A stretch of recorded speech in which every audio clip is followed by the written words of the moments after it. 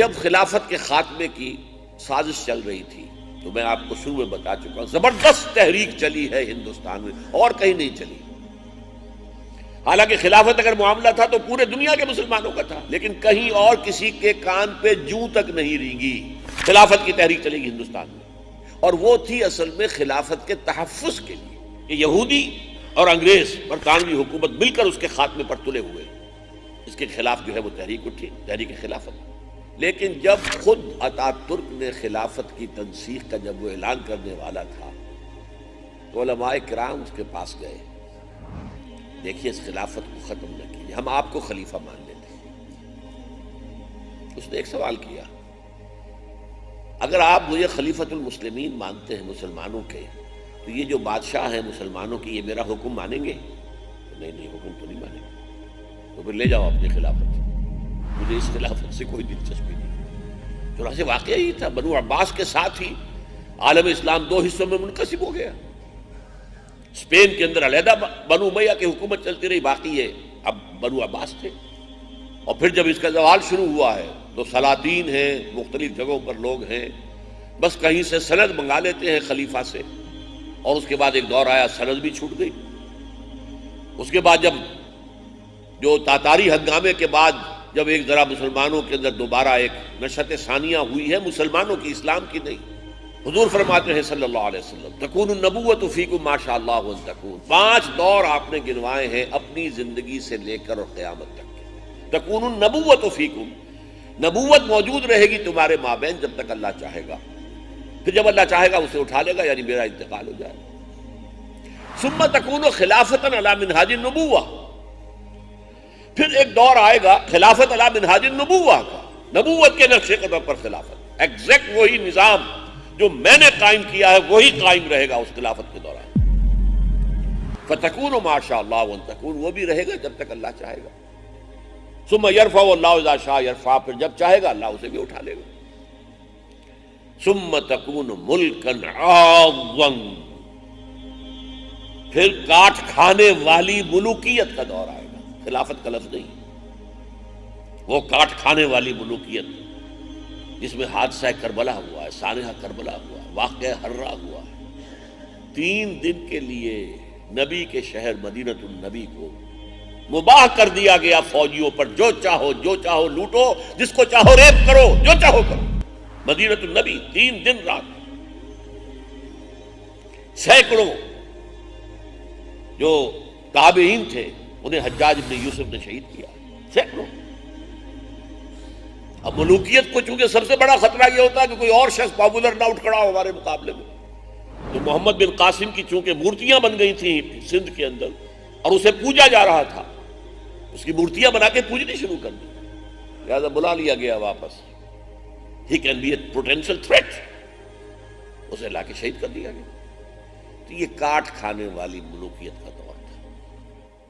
فرمایا فتکون ما شاء اللہ وان تکون، یہ بھی رہے گی جب تک اللہ چاہے گا. ثم یرفع اللہ اذا شاء یرفع، پھر جب اللہ چاہے گا اس دور کو بھی اٹھا لے گا. پھر چوتھا دور آئے گا ثم تکون ملکا جبریا، پھر مجبوری اور غلامی والی ملوکیت کا دور آئے گا.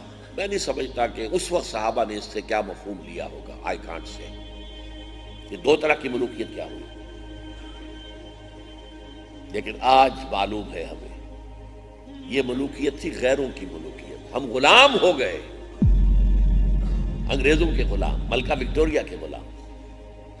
اور جو قصیدے ہمارے ہاں کہے گئے پھر ملکہ وکٹوریہ کے لیے، کبھی آپ یاد کریں سب سے بڑا قصیدہ خواں جو ہے وہ غلام احمد قادیانی تھا. جو قصیدے لکھے اس نے تعریف میں، مدح میں، حمد میں، شکر میں، وہ ہم مجبور بھی ہو، غلام بھی ہو. پہلے کم سے کم مسلمان تو تھے بادشاہ، ان میں برے تھے تو اچھے بھی تو تھے نا. آخر صلاح الدین ایوبی انہی میں تھے، نور الدین زنگی انہی میں سے تھے، ہمارے ہاں اورنگزیب انہی میں سے تھے. آخر ہمارے ہاں بہت اچھے بادشاہ بھی ہوئے، لیکن یہ کہ اب ہم غلام بھی ہو گئے، کہیں برطانیہ کے، کہیں ولندیزیوں کے. اور ہر جگہ پر کوئی بادشاہ، کوئی ملکہ بیٹھی ہوتی تھی، اب بھی ہے، اکثر جگہوں پر بیٹھی ہوئی ہے، ملکائیں ہیں، بادشاہ ہیں. جیسے برطانیہ میں ملکہ بیٹھی ہوئی ہے. اب غلام دوہری گویا کہ یہ ہمارے اوپر شامت جو آئی. ثم تکون ملکا جبریا فتکون ما شاء اللہ ان تکون، یہ بھی رہے گی جب تک اللہ چاہے گا کہ رہے. ثم یرفع اللہ اذا شاء یرفع، پھر اس کو بھی اٹھا لے گا اللہ جب چاہے گا. اب پانچواں دور ہے ثم تکون خلافۃ علی منہاج النبوہ، پھر ایک دور آئے گا خلافت علی منہاج النبوہ کا. اب نوٹ کیا آپ نے، حضور کے بعد پہلا دور خلافت علی منہاج النبوہ، جسے ہم خلافت راشدہ بھی کہتے ہیں، اور دوسرا دور آئے گا ثم سکت النبی صلی اللہ علیہ وسلم، اس کے بعد حضور نے خاموشی اختیار کی. اس کے بعد قیامت ہے، قیامت کے قریب جا کر یہ خلافت جو ہے قائم ہوگی، اور اس کا گویا کہ حضور کی طرف سے ہمیں اس کی خوشخبری مل گئی ہے. تو یہ جو خلافت تھی، جو میں نے کہا آپ کو درمیانی خلافت، یہ خلافت جو ہے خلافت نہیں تھی، نام نہاد خلافت تھی. ہاں ایک نشان تھا ہماری شان و شوکت کا، ہمارے ماضی کا، ہماری ایک ملی سمجھیے کہ ایک سمبل تھا، نشانی علامت کے طور پر کہ وحدت ملی کا ایک نشان ہے، خلیفہ ہے. اور اسی وجہ سے ایک صاحب نے ایک مرتبہ یہ واقعہ سنایا تھا، میں نے پڑھا کہیں نہیں ہے لیکن ایک معتبر عالم دین نے سنایا تھا. جب حضرت شیخ الہند قید میں تھے، اسیر تھے مالٹا میں، تو وہ جو کمانڈانٹ تھا اس کیمپ کا جہاں پہ وہ نظر بند تھے، اس نے دیکھا بہت درویش، بہت نیک آدمی ہے، تو وہ معتقد سا ہو گیا تھا. ان سے آپس میں بڑی ان کی بے تکلفی ہو گئی، گفتگو ہوتی رہتی تھی. اور یہ زمانہ وہ تھا 1917 18 19، جبکہ وہ خلافت کے خلاف سازشیں ہو رہی تھی اور ہندوستان میں خلافت کی تحریک شروع ہو رہی تھی. تو ایک روز اس انگریز کمانڈانٹ سے حضرت شیخ الہند نے کہا کہ یہ آپ کیوں ہماری خلافت کے پیچھے پڑ گئے ہیں؟ یہ تو مرد بیمار ہے یورپ کا، آپ کے کہنے کے بقول، اس کے اندر کیا طاقت ہے؟ کیوں آپ اس کے پیچھے؟ ہمارا ایک ادارہ ہے، اسے چلنے دیجیے. اس نے کہا مولانا اتنی بھولے نہ بنیے آپ، آج بھی ہمیں معلوم ہے کہ اس خلافت کے اندر اتنی تاثیر ہے کہ اگر اس خلافت سے، دارالخلافت سے جہاد کا فتویٰ ایشو ہو گیا تو کروڑوں مسلمان کھڑے ہو جائیں گے سر سے کفر باندھ کر. یہ ہماری مرتی ہوئی خلافت، جو خلافت نہیں تھی، ملوکیت تھی لیکن نام خلافت کا تھا، اس کے اندر بھی یہ جان تھی. اور اس کے خلاف جب سازشیں ہو رہی تھی تو عظیم ترین تحریک جو ہے اس بر عظیم پاک و ہند کے اندر چلی. تو یہاں جو کونسلیٹ ہے امریکن، اس کے پولیٹیکل سیکریٹری مسٹر سی ای کول یا سی ایم کول، کول ضرور تھا ان کے نام کے ساتھ، وہ میرے پاس آئے. ایک اپنی کونسلیٹ کے مسلمان پاکستانی ملازم کے ساتھ لے کر آئے. انہوں نے مجھ سے پوچھا کہ آپ مجھے بتائیے کہ خلافت کیا ہے؟ آپ خلافت کی بات کر رہے ہیں، خلافت سے مراد کیا ہے؟ میں نے کہا دیکھیے میں لمبی بحث میں، فلسفیانہ بحثوں میں نہیں جانا چاہتا. Take your American constitution and put 4 things in it, and it will become the best caliphate of today. Number 1, put it down as clause 1. Sovereignty here belongs to God. Clause 2, no legislation will be done repugnant to the book of God and the tradition of his messenger. Number 3, the decision whether something has crossed the limits of the Sharia, injunctions of Quran and Sunnah, this will be taken, this will rest on the higher judiciary. Number 4, non-Muslims will be protected minority, not equal citizens. Put these 4 things in your constitution and it will become the best caliphate of today. آج کا بہترین خلافت کا نظام وجود میں آ جائے. تو یہ اس کو سمجھانے کے لیے تھا. لیکن اب میں ذرا چاہتا ہوں کہ ان چیزوں کے علاوہ بھی بعض مسائل ہیں کہ جو لوگوں کو بہت ہالٹ کرتے ہیں، ان کے ذہنوں میں ہیں. اور اسی کی وجہ سے جب جنرل ضیاء الحق صاحب نے فیڈرل شریعت کورٹ بنائی تھی تو اس کے دائرہ کار سے کچھ چیزوں کو نکال دیا تھا اس خوف کی وجہ سے. وہ خوف کیا ہے؟ وہ مسائل کیا ہے؟ Number 1، it's up to you, یہ آپ کا فیصلہ ہے. یونٹری گورنمنٹ بنائیں یا فیڈرل اسٹیٹ بنائیں۔ قرآن نے نہ کسی کو لازم کیا نہ کسی کو حرام کیا، مباحات میں سے ہے۔ یونٹری کا مطلب کیا ہے سمجھ لیجئے کہ پورا ملک ایک ہی یونٹ ہے بس۔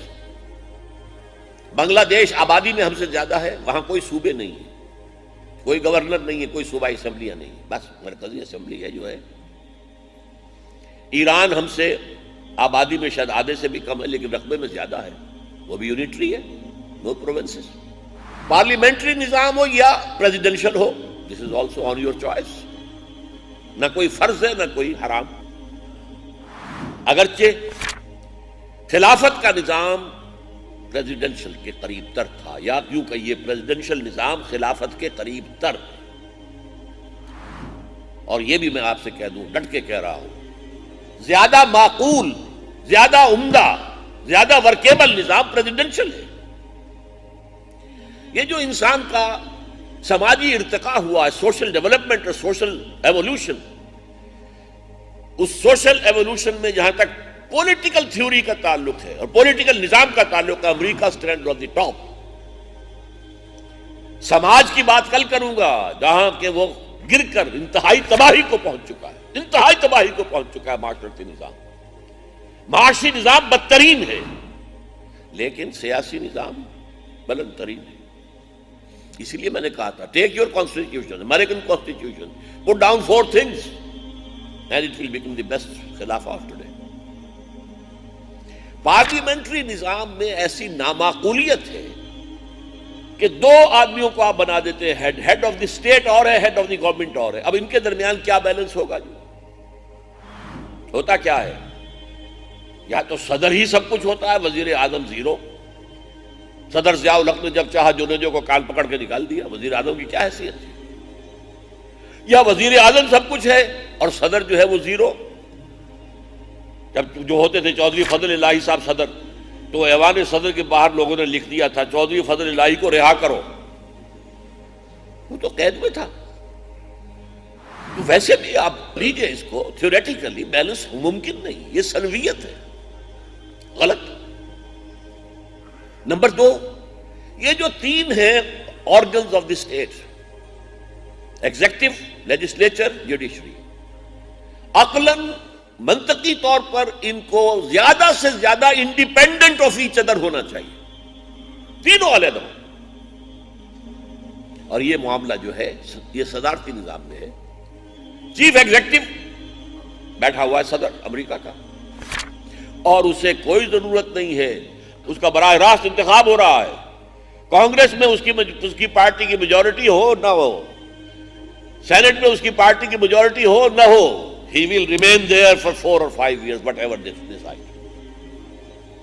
پارلیمانی میں کیا ہے، 4 میڈک پھدک گئے تو آپ کی حکومت ختم، آپ کی جو اکثریت نہیں رہی، لہذا پورا وقت لگتا ہے پرائم منسٹر کا ان کو خوش کرنے کے لیے، اور پیسے دے دو، اور پیسے دے دو، یہ کر دو، وہ کر دو، ساری دلچسپی تو اس پہ ہوتی ہے، ورنہ چند آدمی ادھر سے نکل کے چلے گئے ادھر، ہماری حکومت ختم۔ آپ کو معلوم ہے کہ کتنے عرصے تک امریکن کانگریس اور سینٹ میں اکثریت رہی ریپبلکنز کی اور صدر رہا ڈیموکریٹ۔ تیسری بات، امریکن پریزیڈنشل نظام میں اس قدر عمدہ بات ہے کہ آپ کو وزیر جو لینے ہیں جہاں سے چاہے لے لیں آپ کو اگر مالیات کا فائنانس منسٹر چاہیے تو جو بہترین فائنانس کا جاننے والا ماہر ہو اسے بٹھا کے وزیر بنا دیں۔ یہ نہیں ہے کہ وہ پہلے الیکشن لڑے، کانگریس کا رکن بنے تب آپ لے سکتے ہیں۔ جو زیادہ ذہین لوگ ہوں گے، جو زیادہ ہوں گے پروفیسرز ہوں گے، جنہوں نے یہ ساری چیزیں جو ہے ان پر زندگیاں اپنی لگائی ہوں گی، وہ سیاسی میدان میں ایکٹیو نہیں ہو سکتے۔ سیاست میں تو بلینئر آئے گا جو الیکشن لڑے گا، لہذا وہ سیدھے جس کو چاہیں سیکریٹری آف اسٹیٹ بنا دیا، اور یہ جو ہے بن رہے ہیں۔ اور بلکہ یہاں تک علیحدہ کیا ہے لیجسلیچر اور ایگزیکٹو کو کہ اگر صدر چاہتا ہے کانگریس کے کسی ممبر کو وزیر بنانا یا سینٹ میں سے کسی سینیٹر کو وزیر بنانا تو انہیں وہاں سے استعفیٰ دینا پڑے گا، وہ سیٹیں خالی ہو جائیں گی، وہاں دوبارہ الیکشن ہوگا۔ بڑا منطقی نظام ہے، بڑا سالڈ نظام ہے، اس کے اندر جو ہے وہ شیکینس نہیں ہے جو پارلیمنٹری نظام میں ہوتی ہے۔ ذرا جو ہے کوئی مسئلہ آیا وہ اور ہاؤس کے اندر وہ جو گنتی گر گئی.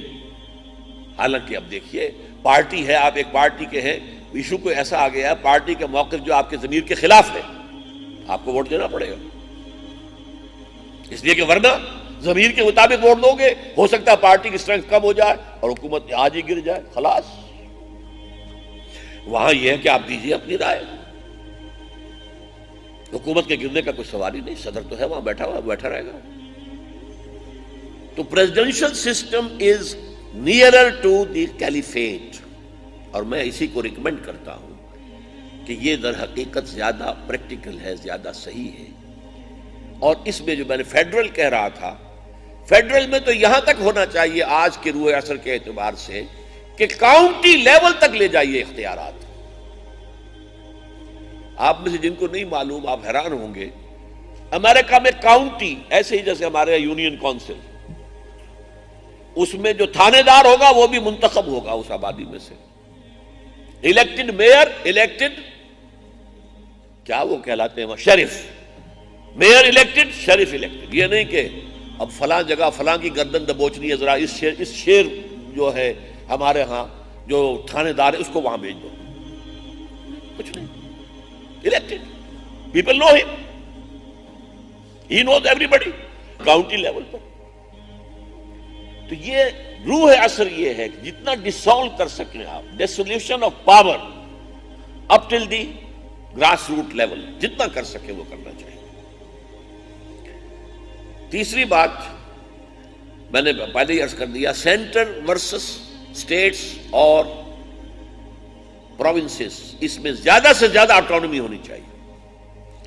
آج جو کچھ ہم دیکھ رہے ہیں، جو مسئلہ تقریباً لا ینحل ہو گیا ہے بلوچستان کا، اگر ہم نے بر وقت جو ہے آٹونومی دی ہوتی تو یہ مسئلہ نہیں پھیل سکتا. بہرحال اب میں اس پر، یہ چونکہ سیاسی مسئلہ ہے میں اس وقت نہیں جانا چاہتا، میری بات پوری ہو جائے. چوتھی چیز یہ کہ بجٹ کا معاملہ یہ بھی ہاؤس کے پاس ہوگا، وہ پاس کریں گے، اور اس کے اندر کیا ایلوکیشن ہوگی ڈیفنس کی اور کیا ایلوکیشن ہوگا وہ ہیلتھ کے لیے اور کیا ایلوکیشن ہوگا وہ باہات میں سے. قرآن مجید نے تو اتنی پرسنٹ یہ اتنے پرسنٹ وہ مقرر نہیں کیا. یہ نظام ہوگا اس وقت اگر خلافت علی منہاج النبوت قائم ہوتی